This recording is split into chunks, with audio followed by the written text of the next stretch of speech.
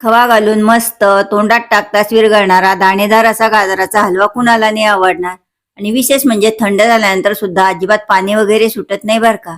चवीला खूप छान आणि मस्त लागतो आणि अगदी कमी तुपात. 1.5 किलो गाजरासाठी मी फक्त 2 चमचे तूप वापरलेले आहे. चला तर मग वेळ न घालवता लगेच रेसिपीला सुरुवात करू. आणि रेसिपी आवडली तर नक्कीच लाईक शेअर कमेंट करायला विसरू नका प्लीज. नमस्कार, मी उज्ज्वला. सर्वात पहिले 1.5 किलो गाजराची मी जी खालची बूड आहे ते काढून स्वच्छ धुवून साल काढून घेतली. आणि शक्यतो जाड किसणीने किसण्याचा प्रयत्न करा. मी या ठिकाणी किसून घेतले. आणि किसत असताना आतमधला जो पांढरट भाग आहे तो मात्र घ्यायचा नाही, कारण त्याची चव तुरट लागते. आता गाजर वायाला जाऊ नये म्हणून असं जे लाल लाल आहे ते मी काढून घेतले. जे गाजराचे बुडं असतात, समोरचे टोकं असतात ते किसल्या जात नाही, तेही चिरून घेतले. आणि मिक्सरमध्ये घालून त्याचा असा किस तयार करून घेतला. आता साहित्य बघून घेऊ. गाजराचा किस एका वाटीमध्ये दाबून प्रेस करून भरून मोजून घेतला. तर 5 वाटी गाजराचा किस भरलेला आहे. 5 वाटी गाजराच्या किससाठी मी या ठिकाणी 2.25 वाटी साखर घेतली. आणि वजने सांगायचं झाल्यास 1.5 किलो गाजरासाठी 350 ग्रॅम साखर. आणि अर्धा लिटर हे दूध घेतलेलं आहे. हे मी रेसिपीत वाटीने सांगेलच. 150 ग्रॅम खवा घेतला. आता खवा अगदी 150 ग्रॅमच टाकावा असा काही नियम नाही. तुम्ही तुमच्या आवडीनुसार कमी जास्त, म्हणजे अगदी 50 ग्रॅमही टाकला तरी चालतो, किंवा भरपूर 200 ग्रॅमही टाकला तरी चालतो. तुमच्या आवडीनुसार बजेटनुसार तुम्ही तो कमी जास्त करू शकता. खवा टाकायचा नसल्यास मिल्क पावडरही घेऊ शकता अर्धी वाटी. तूप घेतलं 2 चमचे. तूप जास्त आपण या रेसिपीत वापरणार नाही. आणि विलायच्या घेतल्या 5-6. सुरुवातीलाच तुम्ही गाजराचा हलवा बघितला, खूप छान आणि मस्त कलर आलेला आहे. तो फक्त या गाजरामुळे नाही, तर त्यामध्ये मी बीट घातलेले आहे. अर्धी वाटी बीट मी किसून घेतले. ते किस सुद्धा यामध्ये घालणार आहे, त्यामुळे छान कलर तर येईलच, पौष्टिकपणाही वाढेलच अर्थात. एका मोठ्या कढईमध्ये जे 2 चमचे तूप होतं ते तूप घातलं. तूप गरम झालं की जेवढा गाजराचा किस आहे तो संपूर्ण किस मी या कढईमध्ये घालून घेते. सोबतच जो बीटचा किस आहे तो सुद्धा घालते. आता तुम्ही तुमच्या आवडीनुसार हा बीटचा किस कमी जास्त करू शकता. आता हे सर्व साहित्य मी छान असं परतून घेते, म्हणजे सर्व किसला तुपाचा जो थर आहे तो थर लागला गेला पाहिजे. अशा पद्धतीने तुपामध्ये परतून घ्यायचं. आता या ठिकाणी तुपाचा वापर मी जास्त करत नाही. बरेच जण खूप तूप टाकतात, नंतर मात्र अगदी तुपकट तुपकट लागतो तो हलवा, म्हणून मी तुपाचा वापर जास्त करत नाही. सर्व किस छान असा परतवला गेला. आता जरी हा डार्क कलर वाटत असला तरी हलवा शिजत असताना हळूहळू कमी होत जाईल आणि एकदम छान आणि मस्त परफेक्ट असा गाजराच्या हलव्याचा रंग आपल्याला मिळेल. त्यामुळे खूप लाल आहे म्हणून घाबरून जाऊ नका. बाजूच्या गॅसवर मी दूध गरम करायला ठेवून दिलेले आहे. ते गरम केलेले दूध या हलव्यामध्ये ओतून घेऊ. आणि वाटीने मोजले ते दूध तर जवळपास 2.5 वाट्या भरते.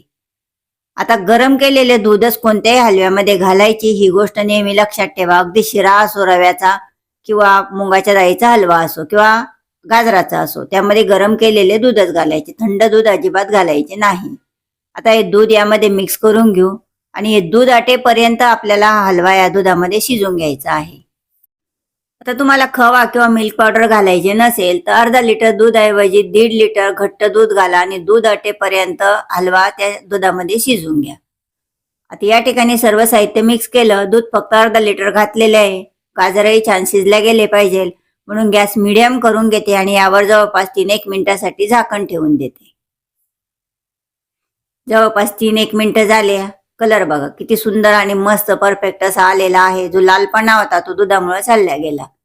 आता चेक करून बघायचं. जर शिजलेला असेल तर फुल गॅसवरती दूध आटवून घ्यायचं. जर कदाचित शिजला नसेल हा जो किस आहे गाजराचा, तर पुन्हा 2-1 मिनिटं झाकण ठेवून शिजून घेऊ शकता. पण हा हलवा जो किस आहे तो शिजलेला आहे, म्हणून मी फुल गॅसवरती दूध आटवून घेते. आता असे कशामुळे होते, जर तुम्ही गाजर खूप जाडीने किसून घेतले किंवा बारीक किसणीने किसले, त्यामुळे शिजण्याचं प्रमाण 1-2 मिनिटं कमी जास्त होऊ शकतं. हे बघा फुल गॅसवरती दूध मी आटवून घेतलं. आता फुल गॅसवर का आटवलं, तर कारण गडबड राहते म्हणून. आता तुम्ही मिडियम गॅसवरही आटवू शकता. आणि दूध पूर्ण आटल्यानंतरच यामध्ये साखर घालायची. दूध तसंच असताना साखर घातली तर थंड झाल्यानंतर सुद्धा त्याला पाणी सुटू शकते. खूप वेळ लागतो नाही तर मग हलवा शिजवायला. आता जी संपूर्ण 2.25 वाट्या साखर आहे ती घालून घेते. आता तुम्ही गोड अति खात असाल तर 2-1 चमचे शिल्लकची घेऊ शकता, पण एवढ्या याच्यात परफेक्ट गोड होतो. आता फुल गॅसवरती साखर या हलव्यामध्ये मिक्स करून घ्यायची. साखरेला पाणी सुटते. हे बघा साखरेला पाणी सुटले. आता फुल गॅसवरच हे साखरेचा जो पाक आहे तोही आटवून घ्यायचा आहे. पूर्ण पाक आटवून घ्यायचा आहे आपल्याला अगदी. आणि अजून मधून याला हलवत राहायचं. आता तुम्हाला दुसरे काम असेल ते मीडियम गॅसवरही ठेवून दुसरे कामही करू शकता. हे बघा, पूर्ण साखरेचा पाक आटला, काहीच राहिलेलं नाहीये. त्यावेळेस यामध्ये खवा घालायचा.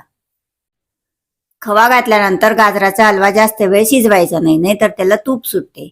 आता हा फार नरम आहे, त्यामुळे मी याचे तुकडे करून यामध्ये घालून घेते. कडक जर असेल तर किसूनही घालू शकता. आता छोटे छोटे तुकडे करायचे आणि जास्त वेळ नंतर शिजवला तर त्यातून तूप सुटायला सुरुवात होते, म्हणून जास्त वेळ नंतर शिजवायचं नाही. पूर्ण साखरेचं पाणी आटल्यानंतरच खवा यामध्ये घालून घ्यायचा. आता खव्याऐवजी मिल्क पावडर वापरत असाल तर तेही या वेळेस घालून घ्यायचे. आणि खवा घालेपर्यंत गॅस एकदम कमी करून घेतलेला होता. आता मीडियम गॅस करते आणि खवा या गाजराच्या हलव्यामध्ये छान असा मिक्स करते. 1 ते 1.5 मिनिटामध्ये छान मिक्स होऊन जातो, जास्त वेळ लागत नाही. बघा, मस्त असा खवा सुद्धा त्यामध्ये छान मिक्स झाला. आता यामध्ये घालायचे ते म्हणजे ड्रायफ्रुट्स.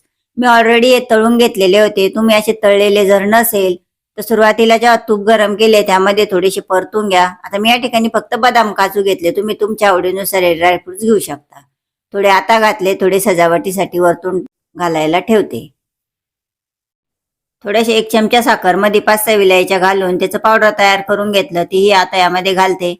आता फक्त हे पावडर यामध्ये मिक्स करायचं आणि गॅस लगेच बंद करून खाली काढून घ्यायचं. खूप छान आणि मस्त लागतो हा गाजराचा हलवा.